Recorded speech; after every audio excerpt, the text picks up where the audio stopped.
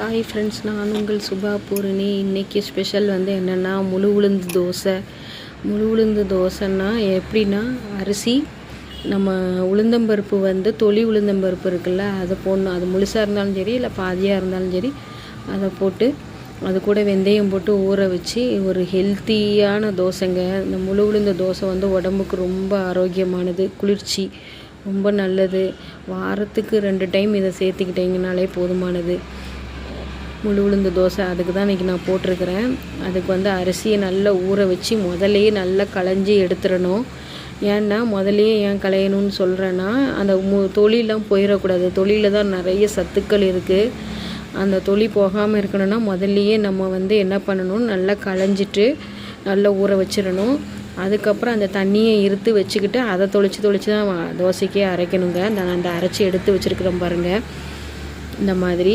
அதுக்கப்புறம் என்ன பண்ணியிருக்கேன், அதுக்கு சட்னி அரைக்கிறேங்க. அதுக்கு வந்து என்ன பண்ணியிருக்கிறேன்னா, வெங்காயமும் கடுகு உளுந்தம்பருப்பு வெங்காயம் கருவேப்பிலெலாம் போட்டு நல்லா தாளிச்சிட்டு வரமிளகாய் சட்னி, தேங்காய் வரமிளகாய் பூண்டு வத்தல் உப்பு புளி வச்சு அரைச்சி அதில் ஊற்றணுங்க. அதில் ஊற்றிட்டு இதில் கொஞ்சோண்டு நான் என்ன பண்ணுவேன்னா, அந்த தோசை மாவு கொஞ்சோண்டு கலந்துக்குவேன். அது கலந்தால் இன்னும் டேஸ்ட்டாக இருக்கும் சட்னி. அந்த சட்னிலேயே ஒரு கரண்டி தோசை மாவு கலந்து நம்ம லைட்டாக நல்லா தண்ணியாட்டம் அந்த சட்னி வச்சுருந்தா அந்த தோசைக்கு அவ்வளோ சூப்பராக இருக்கும். நல்லா காரசாரமாக இருக்குங்க அந்த சட்னி. கொஞ்சம் இந்த தோசைக்கெலாம் காரம் கொஞ்சம் தூக்கலாக போட்டுக்கிட்டால் நல்லாயிருக்கும்.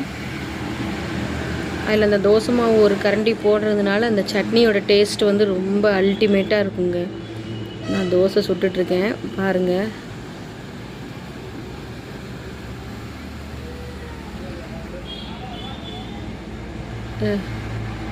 ரெண்டாவது ஒரு தோசை சுடுறேன். இந்த மாதிரி பொன்னிறமாக ரொம்ப அழகாக இருக்கும். தோசை சாப்பிட்றதுக்கு அவ்வளோ சூப்பராக இருக்கணும்.